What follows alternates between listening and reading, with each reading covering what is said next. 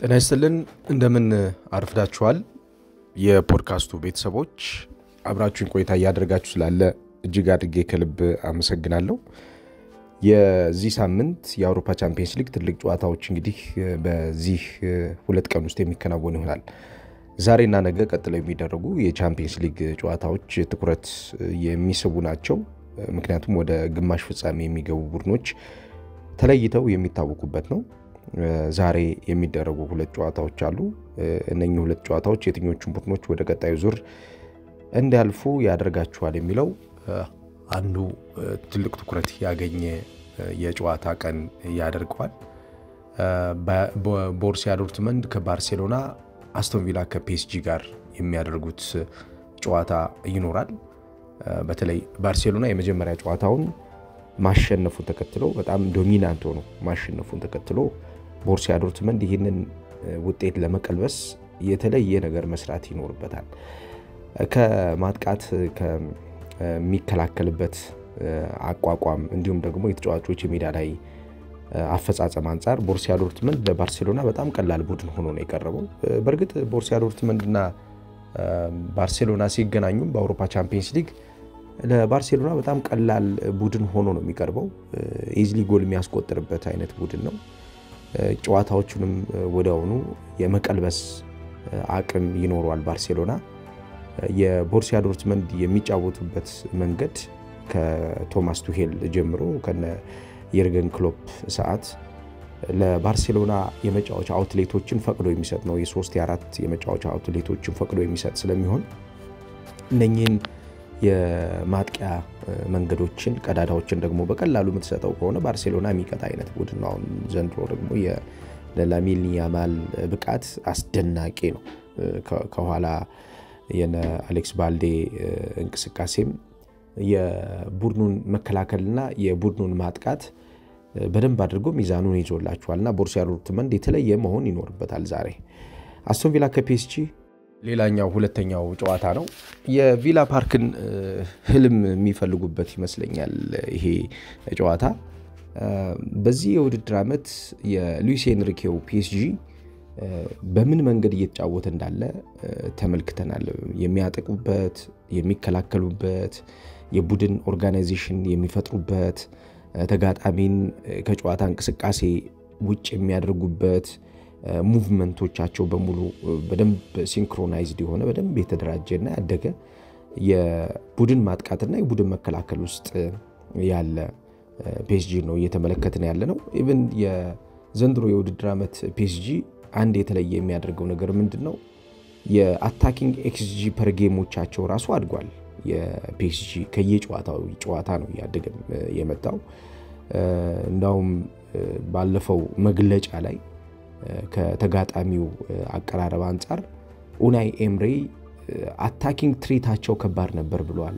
የቡድኑ የሚያጠቃበት መንገድ፣ ቡድኑ ለተጋጣሚ ቡድን የሚቀርብበት መንገድና ያን ማክሲመም በሆነ የጨዋታ ስኬት ውስጥ እንዲቆይ ማድረግ አቅማቸው በጣም ከባድ እንደሆነ አምነዋል።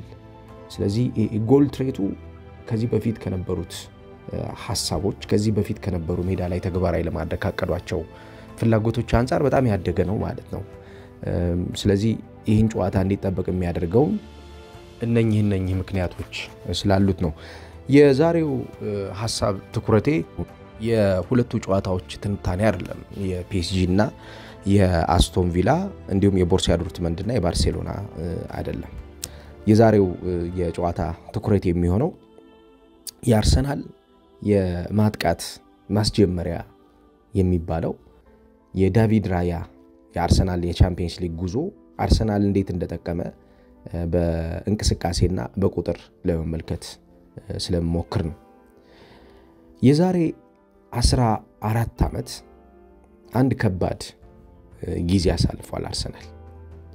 በባርሴሎና 4-1 በሆነ ውጤት የተሸነፈበትን ጨዋታ ብዙዎቻችሁ የምታስታውሱት ይመስለኛል። ይሄ ጨዋታ አርሰናል በኒኮላስ ቤንትሩነር አማካኝነት ጎል አስቆጥሮ 1-0 በሆነ ውጤት ጨዋታውን የመራበት ነበር። ከዛ እንቅስቃሴ በኋላ ግን የሊዮኔል ሜሲ ተአምር አርሰናል 4 ጎሎችን ኢንዲቪጁዋል ብሪሊያንስ በደንብ በታየበት ጨዋታ አስተናገደ 4-1 በሆነ ውጤት ተሸነፈ አርሰን ቬንገር ከዚህ ጨዋታ በኋላ በሰጡት አስተያየት እኛ ከነሱ በጣም ብዙ ርቀናል የሚል ሐሳብ ነበር የሰጡት ከዚህ ሁሉ የአርሰን ቬንገር አስተያየት ግን አንድ ጎልቶ ወጣው የነበረው በወቅቱ የአርሰናል ግብ ጠባቂ የነበረው ማኑኤል አልሙኒያ በእንቅስቃሴ የአርሰናልን የማጥቃትም የመከላከልንም ሚዛን መጠበቅ አለመቻሉ ነበር አልሙኒያ በባርሴሎና የማጥቃት እንቅስቃሴ እጅግ በጣም ተፈትኖ ማጥቃቱን ለማቆም ተቸግሮ የአርሰናል ማጥቃት ለማስጀመር አፍሮ ብዙ እንቅስቃሴዎቹ ተሰብረውበት ነበር የተመለከተው በዛ ጨዋታ ላይ አልሙኒያ የሹት ስቶፒንግ አቅሙ በጣም ወርዶ ሪፍሌክሶቹ በጣም ቀንሰው ከኋላ ለማስጀመር ያለው ፍላጎት አፕታይቱ በጣም ወርዶ አርሰናል በራሱ ኳስ እንዲጠቃ ምክንያት ከሚሆኑ ተጫዋቾች መካከል አንዱ ነበር እንግዲህ በዓለም እግር ኳስ ውስጥ እያደገ ሲመጣ ደግሞ በወቅቱ እንደምታስታውሱት የፔፕ ጋርዲዮላው ባርሴሎና ግብ ጠባቂዎችን የመጀመሪያ አማካኞች የመጀመሪያ አጥቂዎች ያደረገ የእግር ኳስ አስተሳሰብን እየቀየረ የነበረበት ሰዓት ነው ይሄ ማለት ቪክቶር ቫልዴዝን የባርሴሎና የመጀመሪያው የአታኪንግ ኢኒሺየተር ወይም ደግሞ ማጥቃቱን አስጀማሪ ተጫዋች አድርጎ ይጫወትበት የነበረ ሰዓት ነው እንግዲህ ከ14 ዓመት በኋላ የተለወጠው አርሰናል ነው እንግዲህ በአውሮፓ ቻምፒየንስ ሊግ እየተመለከትን የምንገኘው የጨዋታ ሐሳቦች ያድጋሉ የጨዋታ ሐሳቦች የራሳቸው ቅርጽና ቀለም ይኖራቸዋል ነገር ግን ለነኚህ የጨዋታ ቅርጽና ቀለሞቻቸው መነሻ የሚሆነው ግን የሚጠቀሟቸው ተጫዋቾች ማንነት ነው የሚጠቀሟቸው ተጫዋቾች በተለይም ደግሞ ከዘመናዊ የእግር ኳስ አስተሳሰብ ጋር አብረው መሄድ መቻላቸው የእግር ኳስ ክፍተቶቻቸውን እየሞሉ ለተጋጣሚዎች አስቸጋሪ እየሆኑ እንዲሄዱ ያደርጋቸዋል አርሰናል በሚኬል አርቴታ ዘመን ለመቀየር እየሞከረ የነበረው አንዱ ሐሳብ ምንድነው አርሰናል ሊመሩ የሚችሉ ሊዲንግ ጎልኪፐርስ የሚባሉ የሰከንድና ሰርድ ሊዲንግ ጎልኪፐሮች ሳይሆኑ ከእንቅስቃሴው የመጀመሪያው መሪ የሚባሉ ግብ ጠባቂዎችን ፍለጋ ነበር እነኚህ የመጀመሪያ መሪ የሚባሉ ግብ ጠባቂዎች ብዙ ኳሊቲዎች አሏቸው ከነኚህ መካከል ሁለቱን ልጥቀስላችሁና ኋላ ላይ በደንብ አብራራላችኋለሁ የመጀመሪያው ላይ ካውንተር ስትራይክ ነው ካውንተር ስትራይክ ምንድነው የሚለው ነገር ለመመልከት ሞክራለሁ ኋላ ላይ ይሄን እንቅስቃሴ በደንብ መምራት የሚችሉ ተጫዋቾችን ይፈልጋል ሁለተኛው ደግሞ አታኪንግ ኢኒሺየተርስ ወይም ደግሞ ማጥቃትን ማስጀመር የሚፈልጉ ፍላጎቱ ያላቸው ግብ ጠባቂዎችን ወደ ቡድኑ የማምጣትና የቡድኑ ዋነኛው አካል የማድረግ ስራ ነበር ስለዚህ እነኚህ ኳሊቲዎቹ ይህንን ግብ ጠባቂ ተመራጭ አድርገውት ወደ አርሰናል መጣ ማለት ነው አርሰናል ከመጣ በኋላ በነበሩት ለውጦች የዚህ ተጫዋች ወደ አርሰናል መምጣት ይዞት ያሳደገው ነገር ምንድነው አርሰናል በተደራጀ መንገድ የተጋጣሚን ድክመት ስፖት ያደረገ በደንብ ፈልጎ ያገኘ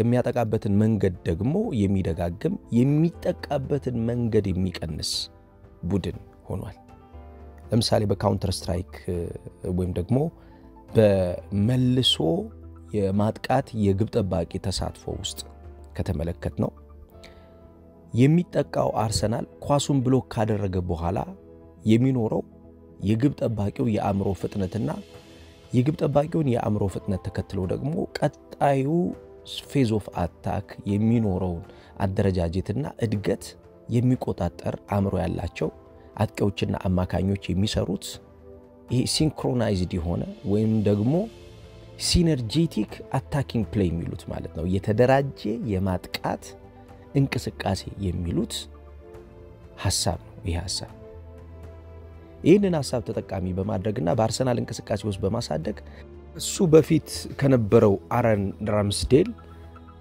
በ3.5 መቶኛ አፈጻጸም ብልጫ አለው ዴቪድ ራያ ራምስዴል በእግሩም በእጁም ኳስ የመጫወት በተለይ የመጫወት ስንል ካውንተር ስትራይክን ተግባራዊ ማድረግ ለማለት ነው እንጂ ከኋላ በቢልድ አፕ ለመጫወት ሲቸገር ሲሳሳት እንደነበረ እናውቃለን። ይሄም አንዱ ትልቁ ስህተት እንደነበረ ከአርሰናል የጨዋታ ሽግግር ጋር እድገት ጋርም መታረቅ ያልቻለበት ችግር እንደነበረ እናስታውሳለን። ግን በካውንተር ስትራይክ ግን የመጫወት አቅም ነበረው ይሄ ተጫዋች። በተለይ በእጆቹ የሚያስጀምርባቸው እንቅስቃሴዎቹ በእግሩ በፍጥነት እንቅስቃሴውን አስጀምሮ እንቅስቃሴው ለተጋጣሚ አስቸጋሪ ለአርሰናል ደግሞ የማጥቂያ መነሻ እንዲሆን የሚያደርግበት መንገድ ጥሩ ከዚህ በፊት አርሰናል ይጠቀምባቸው ከነበሩት ግብ ጠባቂዎች የተሻለ ያስብለው ነበር። ነገር ግን አርቴታ ከዚህ በተሻለ ሙሉ ግብ ጠባቂ ስለፈለገ ሙሉ ማለት በመጫወት ለምሳሌ ኳሱን በማስጀመር ኳሱን በመቆጣጠር እንቅስቃሴን በመቆጣጠር የማጥቃት እንቅስቃሴ ውስጥ በመሳተፍ የመከላከል እንቅስቃሴ ውስጥ በመሳተፍ ለምሳሌ የመጀመሪያው አማካኝ በመሆን የመጀመሪያው ሴንተር ባክ በመሆን አርሰናል ሁለቱ ፉል ባኮች ነቅለው ከራሳቸው ሜዳ ወጥተው የአማካኝ እንቅስቃሴውን በሚቀላቀሉበት ሰዓትና የአማካኝ ክፍል የቁጥር ብልጫ ወይም ደግሞ የሚድፊልድ ኦቨርሎድን በሚፈቅዱ ሰዓት የመጀመሪያው ሴንተር ባክ ሆኖ የሁለቱ የመሃል ተከላካዮች ሃፍ ስፔሶቹን በጥንቃቄ እንዲመሩ በማድረግ እነኝን የሚያደርጉ ሞር ከኳስ ጋር ኮምፎርት ያላቸው ግብ ጠባቂዎች ስለፈለገ አመጣው ይሄን ግብ ጠባቂ እንጂ ራምስዴልም ጥሩ ነበር፣ ግን ሙሉ ኮምፕሊት ግብ ጠባቂ ግን ይፈልግ ነበር። ስለዚህ ካውንተር ስትራይክ ላይ አርሰናል ተለውጧል። ከራምስዴል መውጣትና ከራያ መምጣት በኋላ በሊጉ ከፍተኛ የሆነ የካውንተር ስትራይክ የኳስ አሲስት አፈጻጸም ያለው ቡድን ነው አርሰናል። የዚህን አቅም ከፍተኛ ብልጫ በማስቀመጥ ኤደርሰን አንዱ ነው። ኤደርሰን በዚህ ሳምንት ተጎድቶ በወጣበትም ጨዋታ ለጎል የሚሆን ኳስ አሲስት አድርጓል። ይሄ ካውንተር ስትራይክ የምንለው ይሄ ነው። ሁለተኛው ግብ ጠባቂ ዳቪድ ራያ ነው በካውንተር ስትራይክ። ስለዚህ በሊጉ ሁለተኛው የካውንተር ስትራይክ ቀስቃሽ ተጫዋች ይዞ መጥቷል ማለት ነው። እግርና እጆቹን በሁለት እንቅስቃሴዎች ውስጥ ያለምንም ጫናን ውጦ ጫናን ተሸክሞ መጫወት ይችላል፣ ማጥቃትም ላይ መከላከልም ላይ ይሄ ግብ ጠባቂ። ስለዚህ አርሰናል የማጥቃት እንቅስቃሴው የሚጀምረው በአርቴታ ከአማካኝና ከአጥቂዎች እንቅስቃሴ በኋላ ባለው የሜዳው ግማሹ ክፍል ወዲያ ሳይሆን ከግብ ጠባቂውና ከተከላካዩ መስመር ተጫዋቾች አቋቋም በሚነሳው እንቅስቃሴ ስለሆነ ማጥቃቱን የሚያስጀምርበት ማጥቃቱን የሚቀሰቅስበትን መንገድ አብዝቶ ፈልጎ ነው እንግዲህ ግብ ጠባቂ ያመጣው። በአውሮፓም ቶፕ 5 ጎል ኪፐርስ ከሚባሉት ውስጥ አንዱ ነው። ነገ ለምሳሌ የሚገጥመው ቲባው ኮርቷን በዚህ ይበልጠዋል። በሪያል ማድሪድ አንዱ ትልቁ ድክመት የሚባለው ለምሳሌ በነገው ጨዋታ ምንድነው?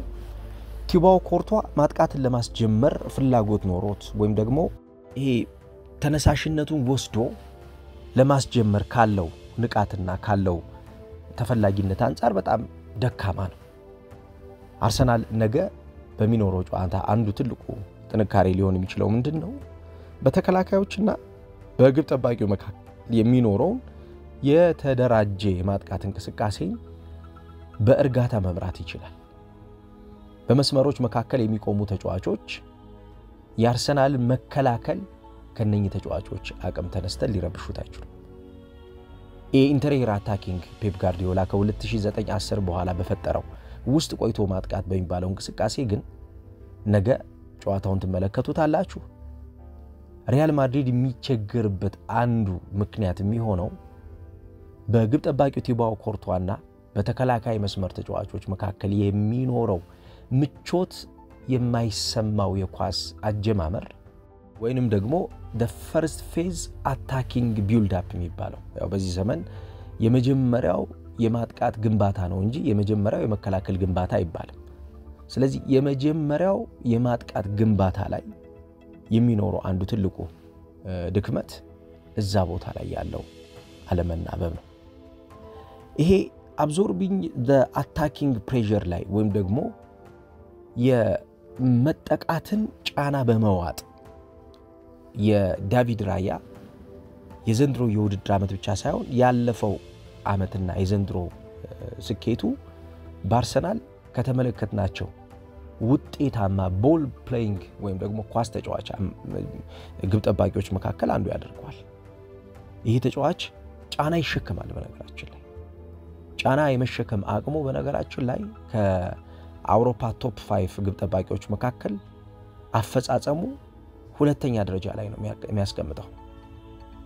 በአለፉት 24 ወራት የሚበልጠው ማርክ አንድሬ ተር ስቴገን ብቻ ነው የነበረው።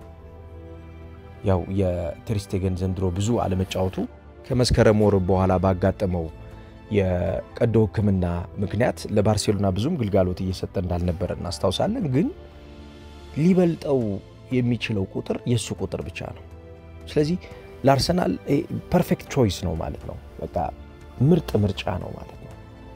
ከዚህ በፊት ከነበሩት የግብ ጠባቂዎች ክፍተት አንፃር ይሄን ተጫዋች ፕሬሸር አብዞርብ ማድረግ መቻል ወይም ደግሞ ጫናን ማዋጥና ጫናን መሸከም መቻል ማለት እንቅስቃሴን በተሻለ አይን እንቅስቃሴን በተሻለ እይታ መገንባት መጀመር ማለት ስለሆነ አርሰናል ከዚህ ተጫዋች በከፍተኛ ሁኔታ ተጠቅሟል ማለት ነው።